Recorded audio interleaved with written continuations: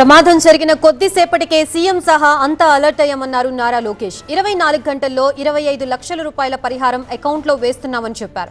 జగన్ పై పరోక్షంగా విమర్శలు చేసిన నారా లోకేష్ ప్రమాదం జరిగితే కనీసం ఎవరితోనైనా మాట్లాడారా అని ప్రశ్నించారు.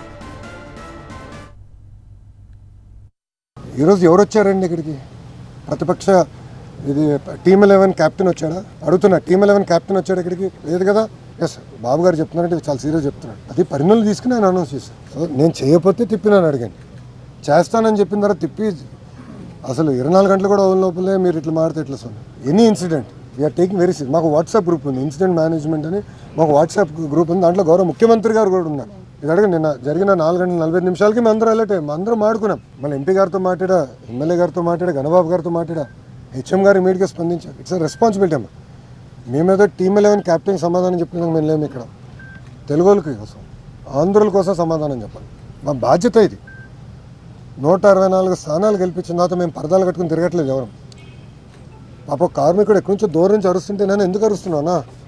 దగ్గర రా అడిగి దగ్గర వచ్చాడు. మేము కూర్చున్నాం, మాట్లాడుకున్నాం. మందే భయ్, మన ప్లాంట్, మన రాష్ట్రం, మన సమస్యలు మనమే పరిష్కరించుకోవాలి.